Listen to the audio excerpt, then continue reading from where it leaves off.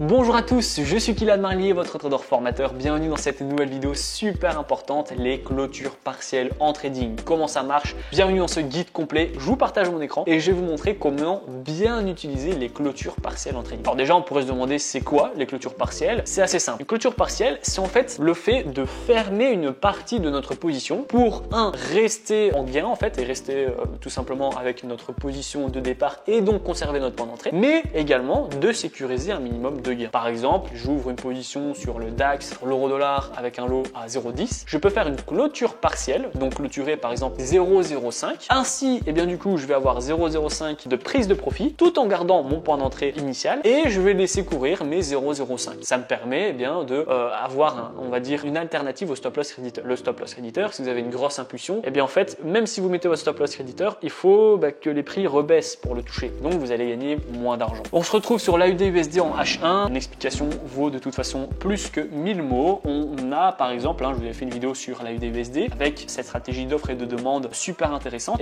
On va voir si on aurait pu utiliser la stratégie de clôture partielle avec justement ce type de position. Pour avoir une clôture partielle assez intéressante et pour bien l'utiliser, cette clôture partielle, il vous faut plusieurs take profit, plusieurs objectifs en fait. Parce qu'on peut pas le faire au pif quand on sent moins ou qu'on voit que les prix retournent, etc. Il faut vraiment avoir une stratégie et se tenir à cette stratégie. Donc là, par exemple, moi, ce qui est intéressant, c'est que je me positionne ici. Vu que je me positionne ici, très brièvement, parce qu'en fait j'avais un rebond ici, donc je vois que les prix prennent beaucoup de terrain très rapidement, donc impulsion haussière. On est donc d'office en surachat. On arrive sur une zone de prix psychologique, les 0,70 tout rond, pile, facteur psychologique. Et en plus, je vois qu'on a une tentative et qu'on a un échec. Donc là, beaucoup de raisons qui me disent de vendre. Mais en me positionnant ici, j'ai connaissance de ce qui va se passer avant. Donc moi, je mets un stop loss ici, ça c'est pas le problème. Aujourd'hui, on parle des clôtures partielles. Je vais donc avoir connaissance de ce niveau-ci en fait. Voilà, j'essaie d'être un maximum précis parce que là, j'avais un gros support. Gros support qui du coup, toujours présent, on aurait très bien pu rebondir sur les prix. Donc là, en fait, je vais tracer ce point-ci qui sera mon TP1. Donc je vais prendre ici, je vais marquer TP1. Voilà, TP1 et je le note. Et là, je suis à la vente. Ensuite, il me faut un deuxième objectif. Sachant que lorsque on a vraiment, il faut faire des clôtures partielles, il faut toujours un point optimal. C'est vraiment le take profit optimal de ce qu'on va chercher. Et ensuite, il en faut deux autres avant. Ça, c'est vraiment mon take profit optimal. Pourquoi? Parce que c'est justement de là où on vient. Et donc, en mettant ma position ici et en mettant un take profit là, je vais vraiment travailler sur le ravalement de cette impulsion haussière. Et c'est en plus, donc les 23% de Fibonacci, c'est vraiment ce qui a fait rebondir les prix. Donc ça, je vais dire que c'est mon TP final. C'est du coup mon TP 3. Moi, pour les clôtures partielles, du moins, je vous conseille à chaque fois d'avoir 3 take profit. Maintenant, vous pouvez très bien en avoir 2 si vous avez la possibilité d'en mettre 2. Et si vous voyez qu'il y en a 5, vous en mettez 5. C'est en fonction de l'actif, du graphique, etc.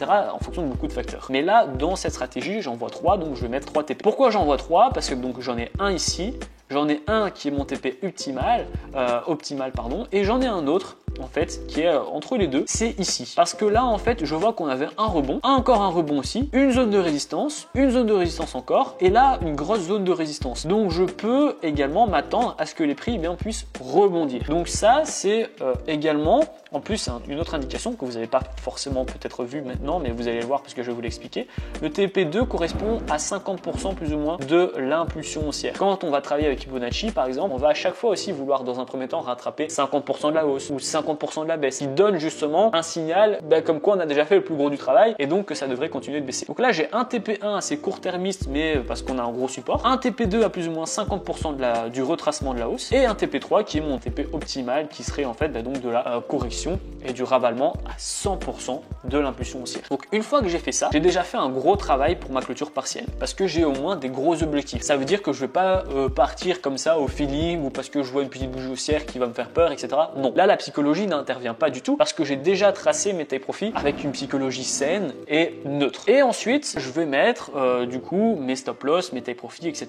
Admettons j'ai 1000 € de capital. 1000 €, ici je vois que je suis à 4 €, bon, on va dire que je perds 1% de trade, 1% de mon capital par trade, pardon. Donc j'arrive, je prends mon point d'entrée, je le monte ici à mon stop loss, ça me fait 9,69 €, donc ça fait presque 1% à 30 centimes près. Et ensuite je vais avoir un take profit ici qui va me faire gagner 52 €, donc 5%. J'ai un ratio de 1,5. Là c'est vraiment il faut calculer à chaque fois ce ratio d'abord en stop loss et en take profit 3.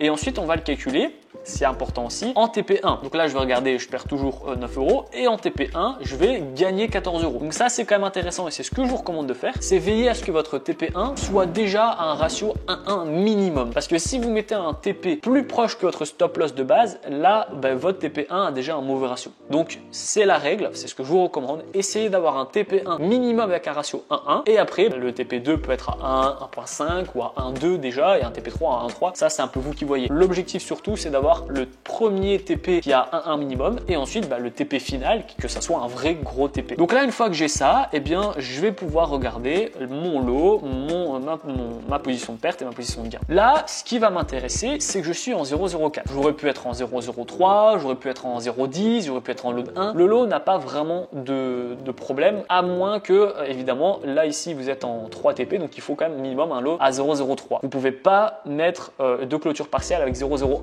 parce que c'est la plus petite position. Vous pouvez pas clôturer partiellement une position qui est déjà toute petite. Donc ça, c'est la règle en clôture partielle. Première condition, il faut que ça soit minimum du 0,03 si vous avez 3 TP ou 0,02 si vous avez 2 TP et vous ne pouvez pas faire de clôture partielle avec un lot de 0,01. Après, vous pouvez clôturer partielle à 0,10, 0,5, 0,20, 0,08. Vous pouvez clôturer à l'infini à partir du coup de 0,03 pour 3 TP. Là, on est bien parce qu'on était en 0,04 et on a 3 TP. Donc, on va se dire c'est super. Dès qu'on touche mon TP1, je vais clôturer 0,01. Ensuite, quand on va toucher mon TP2, je vais clôturer 0,01. Et quand on touchera mon TP3, je vais clôturer 0,02. Vous pouvez très bien faire 0,01, 0,02, 0,01 ou 0,02, 0,1, 0,1. Vous managez, vous gérez votre position comme bon vous semble. Maintenant, moi, je trouve qu'on a vraiment un gros taux de probabilité. Donc, je préfère gagner le plus sur la fin de mon take profit 3. Si vous étiez à contre-tendance avec moins de probabilité, moins de confiance en vous, moins de données, vous pouvez très bien clôturer un peu plus en TP1 pour quand même faire déjà un bon mouvement. Et après, clôturer un petit peu moins en TP2 et en TP3. Mais ce qui est super intéressant, c'est que regardez, là, quand on va toucher mon TP1, eh bien, je vais gagner directement. Là, je vais clôturer 0,01.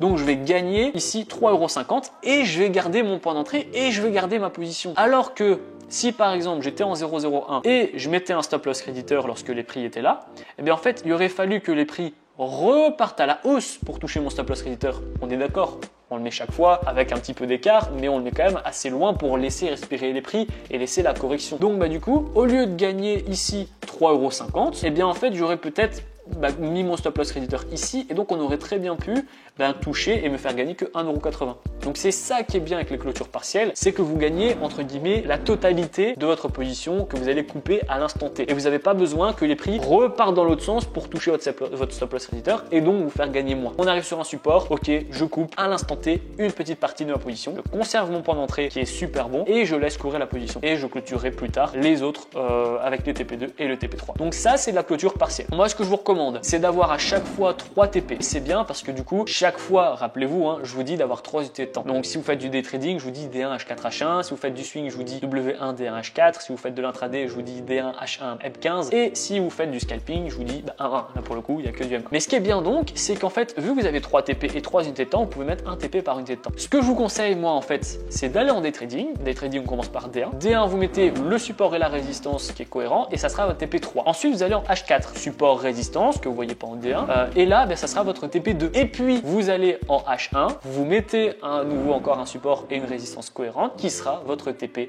Et donc, vous avez un TP1 pour H1, un TP2 pour H4 et un TP3 pour D1. Et ça, vous pouvez le faire en intraday, en day trading, en swing trading, peu importe. Et ça, c'est quand même du coup assez intéressant. Et chaque TP, vous allez clôturer une partie de votre position. C'est pour ça qu'il faut à chaque fois minimum du 0,03 pour que vous puissiez couper minimum 0,01 par take profit. Donc voilà le guide complet sur les clôtures partielles. C'est super important que vous essayiez cette stratégie de clôture partielle. Ça vous évite du coup de chaque fois vous retourner parce que vous n'avez pas le choix de mettre un stop loss créditeur parce que vous avez peur et donc vous gagnez moins à chaque fois, vous clôturez, vous laissez jamais jusque votre take profit. La clôture partielle vous permet de gagner beaucoup en confiance en vous parce qu'on va toucher fréquemment le TP1 qui est assez court, mais voilà, ça va vous donner confiance en vous et ça vous donne déjà un minimum de gain. Et à partir du moment où on a touché le TP1, vous mettez votre stop loss au break-even. Quand on a touché le TP2, vous mettez votre stop loss au TP1. Quand on a touché le TP3, pas, et bien vous coupez tout. Et donc il y a déjà aussi ce côté stop loss réducteur et en plus clôture partielle. Donc vous avez vraiment le beurre et l'argent du beurre. Dites-moi en commentaire si vous connaissez déjà les clôtures partielles. Sachez que vous pouvez le faire sur Vantage, sur XTB, sur tout, sur MT4, c'est à chaque fois possible. Ici sur XTB, vous faites un clic droit dans l'onglet position et vous cliquez sur clôture partielle et vous sélectionnez le lot que vous voulez clôturer. Sur MT4, c'est pareil, au moment de la position, vous faites